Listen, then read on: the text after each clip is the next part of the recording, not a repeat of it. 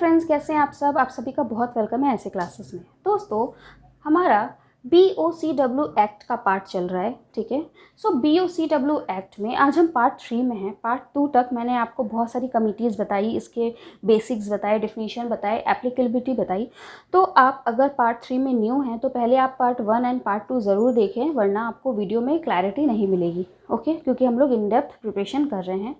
सो आज BOCW act यानी कि the building and other construction workers regulation of employment and condition of service act 1996 में आज हम बेनिफिशरी के बारे में जानेंगे। मैंने आपको पार्ट 1 में बेनिफिशरी क्या होता है वो समझाया था, तो चलिए आज हम डिटेल्स में जानते हैं। सबसे फर्स्ट है सेक्शन 11 बेनिफिशरी।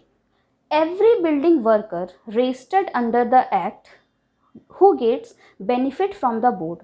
बेनिफिशरी कौन होता है? तो हर बिल्डिंग वर्कर जो रजिस्टर्ड होता है अंडर द एक्ट के अंदर कुछ कंडीशन है, उसमें जो वर्कर रजिस्टर्ड हो जाता है उसे बोर्ड की तरफ से कुछ बेनिफिट मिलता है, मतलब कुछ पैसे से हेल्प या फिर बहुत सारी चीज़ों से मदद मिलती है। सो वो होते हैं beneficiary under the act, okay. अब सेक्शन 12 बात करता है रजिस्ट्रेशन ऑफ बेनिफिशरी। एक बेनिफिशरी, एक बिल्डिंग वर्कर कैसे अपने आप को बेनिफिशरी बनाएगा, वो कैसे रजिस्टर्ड होगा। सो सेक्शन 1 बोलता है बिल्डिंग वर्कर जिसका एज 18 से लेकर 60 ईयर्स तक है, वो अगर 90 डेज तक वर्क करता है इन एनी बिल्डिंग और कंस्ट्रक्शन वर्क।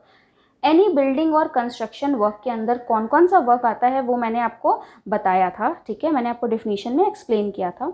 सो एक्ट के मुताबिक एनी बिल्डिंग और अदर कंस्ट्रक्शन वर्क जो भी हैं, उसमें अगर कोई भी वर्कर 18 से 60 साल के बीच में जो हो, वो 90 डेज तक अगर वर्क करता है इन 12 मंथ, प्रीसीडिंग 12 मंथ, पिछले 12 मंथ में कभी भी, तो वो एलिजिबल हो जाता है रजिस्ट्रेशन के लिए, ओके। तो अब वो रजिस्टर्ड कैसे होगा? सो उसे एप्लीकेशन देना पड़ेगा रजिस्टर्ड ऑफिसर को, जिसमें डॉक्यूमेंट्स प्लस फीस लगेंगे, जो कि 50 रुपये से ज़्यादा का फीस नहीं होगा। तो ये उसे जमा करना पड़ेगा। तो ऑफिसर अगर सेटिस्फाइड होगा तो वो वर्कर को ग्रांट कर देगा रजिस्ट्रेशन।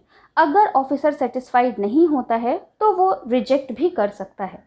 अगर रिजेक्ट कर देता है तो वर्कर वापस से अपील कर सकता है सेक्रेटरी ऑफ बोर्ड को कि मेरा रजिस्ट्रेशन करवा दीजिए, और 30 दिन के अंदर में अगर सब सही हो तो उसका रजिस्ट्रेशन हो जाएगा। नेक्स्ट सेक्शन 13 में बात होती है आइडेंटिटी कार्ड की, ठीक है। बोर्ड देता है ID card with photo plus work. जो भी वर्क हो रहा है या अभी तक जो भी वर्क किया है बेनिफिशरी ने, वो सब कुछ आईडी कार्ड में मेंशन रहता है और फोटो भी लगी रहती है वर्कर की। Employer enter the details of work then return it to beneficiary. अगर बेनिफिशरी जो वर्कर है वो किसी नए एम्प्लॉयर के पास जाता है तो एम्प्लॉयर उसमें सारे जो भी उसके काम है वो मेंशन करेगा उस कार्ड में, और मेंशन करने के बाद वापस से बेनिफिशरी को रिटर्न कर देगा। मतलब ये जो आईडी कार्ड है ये बहुत इंपॉर्टेंट है और ये वर्कर को अपने पास रखना पड़ेगा। When demanded beneficiary show it to government officer. और जब जब डिमांड हो, जब जब कोई गवर्नमेंट ऑफिसर इंस्पेक्शन के लिए डिमांड करे, तब तब बेनिफिशरी को वो आईडी कार्ड शो करना पड़ेगा टू द गवर्नमेंट ऑफिसर। फिर सेक्शन 14 सब सेक्शन 2 बात करता है beneficiary will get benefit work for at least 3 years. अब जैसा कि हमने देखा था, बेनिफिशरी का मतलब होता है जिसे गवर्नमेंट से बेनिफिट मिले। तो वो बेनिफिट कब मिलेगा? वो बेनिफिट तब मिलेगा जब जो वर्कर है वो एटलीस्ट 3 ईयर्स तक काम किया हो, ठीक है। एटलीस्ट 3 ईयर्स तक मतलब जब वो 18 साल का हुआ हो तब से 60 साल का होने तक के बीच में वो कम से कम 3 साल तक बिल्डिंग या अदर कंस्ट्रक्शन वर्क में काम किया हो, तब से उसे बेनिफिट मिलना शुरू हो जाएगा। और लेकिन रजिस्टर्ड कब होगा? वो रजिस्ट्रेशन उसे कब मिलेगा? कम से कम 90 डेज उसने काम किया हो, 3 महीने काम किए हों, तब रजिस्ट्रेशन मिलेगा और बेनिफिट मिलेगा 3 साल में। Every employer maintain register under section 15। Section 15 बोलता है कि हर एम्प्लॉयर को एक रजिस्टर मेंटेन करना पड़ेगा। उसमें उसके जितने भी एम्प्लॉयज़ हैं वो क्या काम करते हैं, क्या सैलरी है, सब कुछ मेंटेन करना पड़ेगा। और जब भी गवर्नमेंट ऑफिसर चाहेगा वो उसे देख सकता है, इंस्पेक्ट कर सकता है, ओके। फिर सेक्शन 16 बात करता है contribution of building employer. Building employer यानी कि बेनिफिशरी को कुछ कंट्रीब्यूट करना पड़ता है, कुछ अमाउंट जमा करना पड़ता है।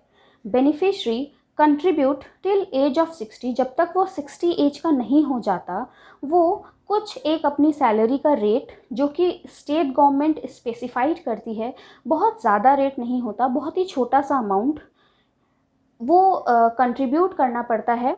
तो भी अगर बेनिफिशरी या फिर बिल्डिंग वर्कर अनेबल है अमाउंट पे करने के लिए, उसका जो वेजेस है वो इतना ज़्यादा नहीं है कि वो उस अमाउंट को पे कर सके, तो उसे कुछ कंसेशन मिल जाएगी, कुछ छूट मिल जाएगी, लेकिन not exceeding 3 months at a time. एक साथ 3 मंथ तक वो ना दे, ऐसा नहीं हो सकता, क्योंकि और भी सारे वर्कर पे कर रहे हैं, ठीक है। तो 3 मंथ तक एक साथ वो पे नहीं करेगा, ऐसा नहीं चलेगा। उसे 3 महीने के बाद पे करना ही पड़ेगा, या फिर 2 महीने के बाद उसे पे करना ही पड़ेगा। सो बेनिफिशरी को कुछ अमाउंट 60 एज तक जमा करना पड़ेगा, और 60 एज के बाद उसे वो बेनिफिट मिलने शुरू हो जाएंगे। सो बेनिफिशरी ऑथोराइज एम्प्लॉयर टू पे। 16 सबसेक्शन 2 बात करता है कि बेनिफिशरी अगर चाहे तो वो एम्प्लॉयर को ऑथोराइज़ कर सकता है कि मेरी जगह आप पे कर दो स्टेट गवर्नमेंट को, और आप चाहो तो मेरी सैलरी से काट सकते हो। तो एम्प्लॉयर बेनिफिशरी के सैलरी से काट के ही उसे सैलरी देता है, और वो जो अमाउंट है वो स्टेट गवर्नमेंट को जमा कर देता है कंट्रीब्यूशन के नाम पर। ओके, ये कंट्रीब्यूशन बाद में बेनिफिशरी को बहुत मदद करेगी, उसकी जो भी स्टेट गवर्नमेंट या सेंट्रल गवर्नमेंट ने जो भी स्कीम सोची है वो उसे मिल जाएगी, ठीक है। क्या क्या स्कीम है मैं आपको अभी बताऊंगी कि ये आईडी कार्ड या फिर ये रजिस्ट्रेशन से बेनिफिशरी को क्या क्या बेनिफिट मिलता है। फिर है नॉन पेमेंट।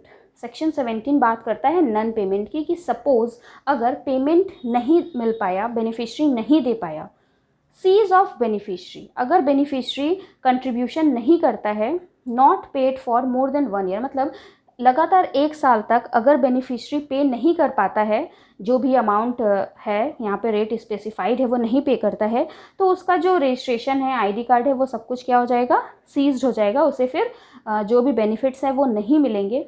लेकिन अगर बेनिफिशरी सही रीज़न दे कि मैं क्यों नहीं पे कर पाया, और जो गवर्नमेंट ऑफिसर हैं वो सेटिस्फाइड हो जाते हैं, तो वापस से वो उसकी जो बेनिफिशरी रजिस्ट्रेशन है वो रिस्टोर करने की कोशिश करते हैं।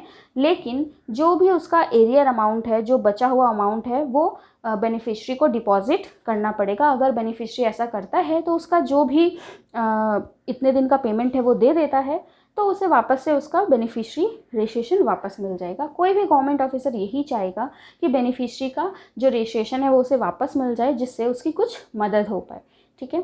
तो बहुत सारे रास्ते खुले हुए हैं कि बेनिफिशरी को हर तरीके से मदद मिले। सो दोस्तों, अब बात करते हैं कि POCW कार्ड, आईडी कार्ड या रजिस्ट्रेशन होने से क्या क्या बेनिफिट होता है। जैसा कि ministry of labour and employment है, वो बहुत सारे छूट देते हैं, बहुत सारे स्कीम का फ़ायदा देते हैं बेनिफिशरी को, जैसे लाइफ एंड डिसेबिलिटी कवर। अगर किसी भी तरीके की उन्हें बीमारी होती है या फिर वो डिसेबल हो जाते हैं, उन्हें चोट लगती है, तो उसका कवर मिलता है। स्किल डेवलपमेंट कराते हैं, हेल्थ एंड मैटरनिटी कवर मिलता है, then education, pension, housing awareness programs, बहुत सारी चीज़ों से उन्हें मदद मिलती है। इतना ही नहीं, ये तो था सेंट्रल रिलेटेड, और स्टेट रिलेटेड भी बहुत सारे प्रोग्राम होते हैं जिसमें भी बेनिफिशरीज को हेल्प मिलता है, ठीक है। हर स्टेट का, जैसे कि पंजाब, महाराष्ट्र, फिर वेस्ट बंगाल, आसाम, हर गवर्नमेंट का अपना अपना स्कीम होता है। कोई स्टाइपेंड देता है, कोई डेथ बेनिफिट देता है, कोई कैश अवार्ड देता है। तो हर जगह का अपना अलग अलग स्कीम है। आप भी अपने स्टेट के स्कीम को ज़रूर देखिएगा, और अगर आपको कुछ याद है तो आप ज़रूर कमेंट में मुझे बताइएगा। सो दोस्तों, अब टाइम है आज के क्वेश्चन का, कि पूरे वीडियो से आपने क्या सीखा। इससे रिलेटेड मैं आपको एक क्वेश्चन देती हूँ, आपको उसका आंसर मुझे कमेंट बॉक्स में बताना है। दोस्तों, अगर आपने वीडियो अच्छे तरीके से कॉन्सेंट्रेट होकर देखा होगा तो ही आप क्वेश्चन का आंसर बता पाएंगे। Benefit to beneficiary when, beneficiary को बेनिफिट कब से मिलना शुरू होगा, ठीक है। अगर आपने पूरा वीडियो देखा होगा अच्छे तरीके से तो आप मुझे ज़रूर कमेंट करके बता पाएंगे, और अगर नहीं देखा, मतलब कहीं ना कहीं आपके कंसंट्रेशन में कुछ प्रॉब्लम थी और आपने वीडियो अच्छे तरीके से नहीं देखा, ठीक है। तो इसका आंसर आप मुझे कमेंट बॉक्स में बताइए, मैं चेक करूँगी सबका आंसर पर्सनली। और दोस्तों, अगर आपको नोट्स चाहिए इस चैप्टर से रिलेटेड या फिर और भी कई चैप्टर से रिलेटेड, तो आप ज़रूर मुझे व्हाट्सएप पे मैसेज कर सकते हैं या कमेंट करके मुझे ज़रूर बताइए। और वीडियो अगर अच्छी लगी तो एक लाइक और कमेंट ज़रूर कर दें और चैनल को सब्सक्राइब कर लें, जिससे जो भी वीडियो आए वो फटाफट आप तक पहुँच जाए। Thank you friends.